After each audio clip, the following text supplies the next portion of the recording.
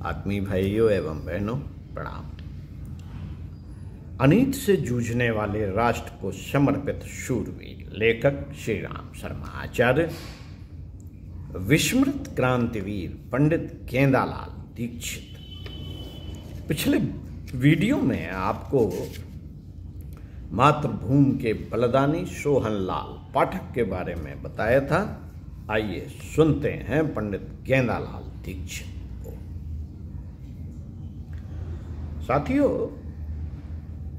पति पर मृत्यु की छाया मंडराते देखकर पत्नी के धैर्य का बांध टूट गया। वह रोने लगी। अपनी पत्नी को इस प्रकार रोते देखकर पति ने कहा, तुम रोती हो तो रो, किंतु आखिर इस रोने से भी क्या मिलने वाला है? दुख तो मुझे भी है।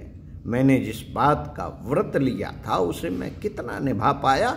मर तो मैं रहा हूं, पर जिस कारण मैं मर रहा हूं वह पूरा कहाँ हुआ? मैं यह देखकर मर रहा हूं कि मैंने जो कुछ किया वह छिन्न भिन्न हो गया। मुझे दुख है कि मातृभूमि पर अत्याचार करने वाले से बदला नहीं ले सका। जो मन की बात थी वह मन में ही रह गई। मेरा यह शरीर नष्ट हो जाएगा। मैं मोक्ष नहीं चाहता। मैं तो चाहता हूं कि बार बार इस धरती पर जन्म लूं और बार बार इसी के लिए मरूं। ऐसा तब तक करता रहूं जब तक कि देश गुलामी की जंजीरों से छूट ना जाए। ये अंतिम शब्द थे मातृभूमि पर बलिदान हो जाने वाले देशभक्त क्रांतिकारी पंडित गेंदालाल दीक्षित के, जिन्हें इस असहाय और अनजानी अवस्था में मरना पड़ा कि उस समय उनके पास न कोई शिष्य था, न साथी, न कुटुंबीजन, न पत्नी और न कोई मित्र ही। सरकारी अस्पताल के लावारिस बीमार के रूप में 21 दिसंबर को इस क्रांतिकारी का अंतिम संस्कार संपन्न हुआ। अस्पताल के मेहतरों द्वारा किसी ने आंसू नहीं बहाए, श्रद्धांजलियां अर्पित नहीं की, न किसी ने शहीदों की चिताओं पर गाया जाने वाला गीत ही गाया। किंतु जो वतन के लिए अपने सिर पर कफन बांधकर निकलते हैं, उन्हें अपने इस दुखद अंत पर कोई मलाल नहीं था। देश को अंग्रेजी दासता से मुक्ति दिलाने के लिए कितने ही क्रांतिकारियों ने अपनी सुख सुविधाओं और उनसे भी अधिक अपनी भावी प्रगति की संभावनाओं को ठुकराकर उस पथ का वर्णन किया जिस पर फांसी, जेल, आजीवन कारावास, दुख, अभाव और यंत्रणाओं का साम्राज्य था। कुछ प्रयास संगठित रूप से चले तो कुछ छिटपुट रूप से, किंतु वे सब क्रांतिकारी जो प्रकाश में आए या गेंदालाल दीक्षित की तरह अप्रकाशित ही रह गए। वस्तुतः युग की पुकार को सुनकर अपने व्यक्तिगत स्वार्थ से ऊपर उठकर युग धर्म पालने वाली सजग आत्माएं ही थी। पंडित गेंदालाल दीक्षित ने अपने क्रांतिकारी संगठन को अन्य क्रांतिकारी संगठनों से जोड़ने का प्रयास तो किया, पर वे उसमें सफल नहीं हो सके। उनका यह प्रयास छिटपुट आंदोलन बनकर रह गया, किंतु इतने से ही उनका मत कम नहीं हो जाता। क्रांति एक व्यक्ति या उसके थोड़े से साथियों के द्वारा संपादित हो जाए यह आवश्यक नहीं। उसके लिए तो कई पीढ़ियां खप जाती हैं। राम प्रसाद बिस्मिल व मुकुंदी लाल जैसे क्रांतिकारी उनके द्वारा ही बनाए गए थे। उनके इस बलिदान ने उन्हें बड़ी शक्ति दी थी। पंडित गेंदालाल दीक्षित का जन्म आगरा जिले के बटेश्वर ग्राम में 30 नवंबर 1890 को हुआ था। पैदा होते ही वे मातृ सुख से वंचित हो गए। उनकी ताई ने उनका पालन पोषण किया। परिवार की स्थिति साधारण ही थी। किसी तरह उन्होंने इंटर पास किया, जो समय को देखते हुए काफी महत्वपूर्ण बात थी। इंटर पढ़े लिखे लोग उन दिनों अच्छे अच्छे पदों पर थे, उनकी आगे पढ़ने की इच्छा थी, पर घर की खस्ता हालात इसकी इजाजत नहीं देती थी। अतः इंटर पास करके वे अध्यापक बन गए। एक सामान्य परिवार के व्यक्ति के लिए इंटर तक पढ़ जाना और अध्यापक की अच्छी भली नौकरी पा जाना एक प्रकार से जिंदगी की नाव के किनारे लग जाने जैसा ही काम था। पर डीएवी स्कूल में कार्य करते हुए वह आर्य समाज जैसी क्रांतिकारी संस्था के संपर्क में रहते हुए देशभक्ति की भावना से ओतप्रोत हृदय वाले दीक्षित जी के लिए इसी ढर्रे से बंधे रहना संभव नहीं था। हृदय की आग जो समय की हवा का झोंका पाकर भभक पड़ने के लिए तैयार बैठी थी। बंगाल और महाराष्ट्र के क्रांतिकारी आंदोलन की चर्चाएं सुन सुनकर तो उनके युवा रक्त में उबाल आए बिना नहीं रहा। वे इसी विचार में रहते थे कि किसी न किसी प्रकार इन क्रांतिकारी संगठनों से संपर्क साधा जाए और मातृभूमि की विदेशी दासता से मुक्ति दिलाई जाए।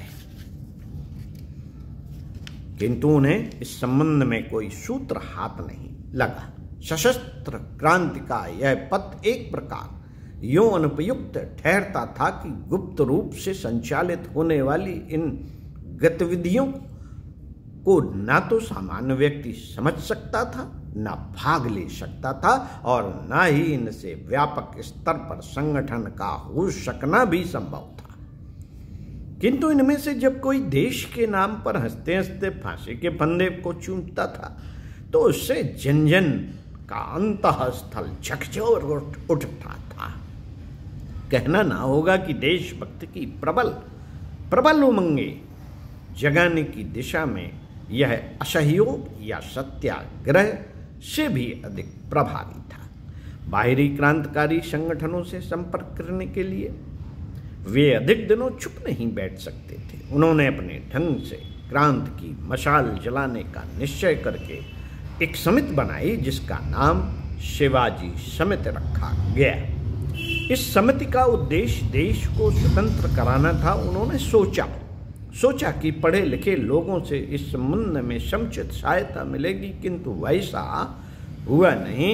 इन लोगों के संपर्क में वे आए, उनमें प्रायः सभी इसी प्रकार के थे जो पढ़ लिख कर उच्च पद पाने या धन कमाने के ही चक्कर में रहते थे। उन्हें अपने पिछड़े हुए क्षेत्र के पढ़े लिखे लोगों के लिए इस दृष्टिकोण को जानकर बड़ा दुख हुआ कि पढ़े लिखे लोग उन्नति से अभिप्राय अपनी व्यक्तिगत उन्नति ही समझते थे, देश व समाज की नहीं।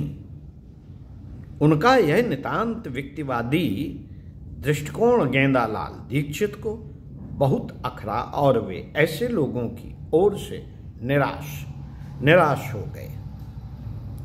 साथियों, भावना का जहां तक प्रश्न है, देश को स्वतंत्र कराने के लिए सर्वस्व दांव पर लगा देना उनके बाएं हाथ का खेल था।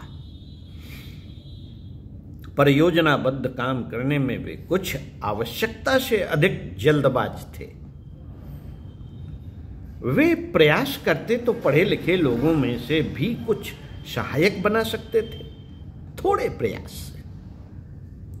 पढ़े लिखे लोगों से हटकर उनका ध्यान चंबल के भीड़ों में बसने वाले डाकू की ओर गया। यदि उनमें से कुछ लोग ही उनके सहायक बन जाए तो काम बन सकता है, वे उनके लिए उपयोगी सिद्ध हो सकते हैं। ये डाकू लोग मरने मारने में डरते नहीं, साथ ही निशाना बांधकर गोलियां चलाने और मोर्चे बंदी के मामले में भी पक्के होते हैं। उनकी सहायता मिल जाए तो उन्हें धन की भी किल्लत नहीं रहेगी। जब जितना चाहेंगे डाका डालकर धन जुटा लिया करेंगे। यूं डाकू भी मनुष्य होते हैं। वाल्मीकि भी एक डाकू ही थे जो आगे चलकर ऋषि बन गए थे। सुधर कर तो वे भी अच्छे आदमी बन सकते हैं, पर यह कोई एक दिन में या कुछ महीनों में संभव नहीं होता। साथ ही उनके मन में भी अच्छे बनने का संकल्प जागे तब की बात है।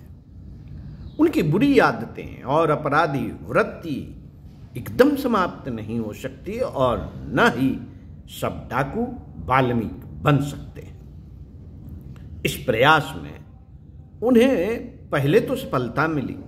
ब्रह्मचारी नाम का एक साहसी और जीवट वाला डाकू उनका सहायक बन गया। वह हर समय प्राण हथेली पर रखकर सशस्त्र क्रांति का काम किया करता था। वह भी पहले डाकू ही था, पर अब वह देश के काम आकर अपने पापों का प्रायश्चित करना चाहने लगा था। डाकुओं को क्रांतिकारी बनाने के क्रम में ही पंडित गेंदालाल दीक्षित ने कुछ विद्यार्थियों को भी क्रांतिकारी आंदोलन के लिए तैयार किया था, जिनके नेता पंडित राम प्रसाद बिस्मिल और औरैया के मुकुंदी लाल आदि थे, जिन पर बाद में गेंदालाल दीक्षित को जेल से छुड़ाने के असफल प्रयास के सिलसिले में मैनपुरी षड्यंत्र के नाम से केस चलाया गया था। इस टोली का नाम मात्र वेदी रखा गया। पंडित गेंदालाल यदि डाकुओं को क्रांतिकारी बनाने के फेर में न पड़ते और युवकों को ही संगठित करके कुछ काम करते तो बहुत संभव था कि वे इतने तीव्र शीघ्र पकड़े नहीं जाते। पर वे समझते थे कि जिस प्रकार ब्रह्मचारी उनका दाहिना हाथ बन गया है, वैसे ही और डाकू भी उनके साथ निष्ठावान बने रहेंगे। किंतु वैसा नहीं हो सका। एक डाकू पुलिस से मिल गया, उसी के कारण वे पकड़े गए। मुखबिर बन गए डाकू ने पुलिस वालों को उनके दल के संबंध में पूरी सूचना दे दी थी। मुठभेड़ के समय दल के कई लोग मारे गए, कई भाग गए। ब्रह्मचारी और पंडित गेंदालाल पकड़े गए। ग्वालियर जेल में उन्हें न तो ठीक से खाना मिलता था और न ही किसी प्रकार की कोई सुविधा ही, क्योंकि डाकुओं के साथ पकड़े जाने पर उन्हें भी डाकू ही समझा गया।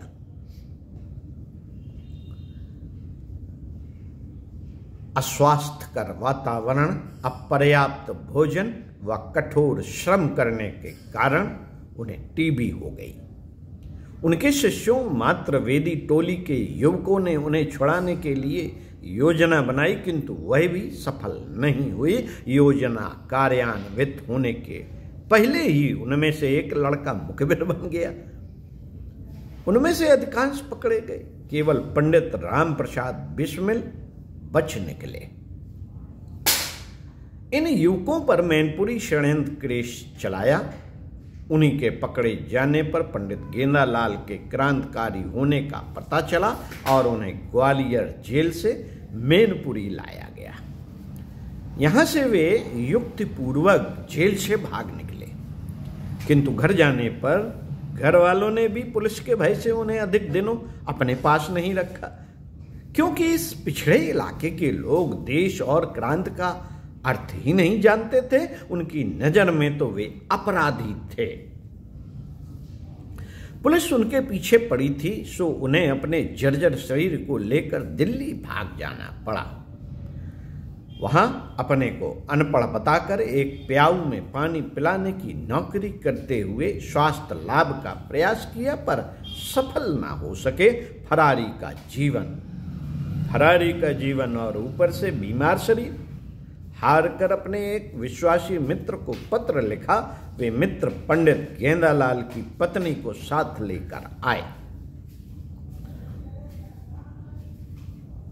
उन्होंने शक्ति भर प्रयास किया उन्हें बचाने का, पर जब कुछ संभव न हो सका तो उन्हें छद्म नाम से सरकारी अस्पताल में भर्ती करा दिया गया। उनकी पत्नी तो बहुतेरा चाह कि पति की सेवा करे, पर उनके रिश्तेदारों ने मना कर दिया। पुलिस द्वारा पकड़े जाने का भय दिखाया, अतः विवश हो उन्हें अकेला ही छोड़ देना पड़ा। वे अकेले और अनाम स्थिति में लावारिस की तरह मरे। एक क्रांतिकारी का यह दुखद अंत हुआ। साथियों, असफलता के खंडरों पर सफलता के प्रसादों की नींव रखी जाती है। असफलता के खंडरों पर सफलता के प्रयासों की नींव रखी जाती है। उनकी इस असफलता ने भावी क्रांतिकारियों को जो आधार दिया था, उनका अपना महत्व है। पंडित राम प्रसाद बिस्मिल जैसे क्रांतिकारी उन्हीं की देन थे।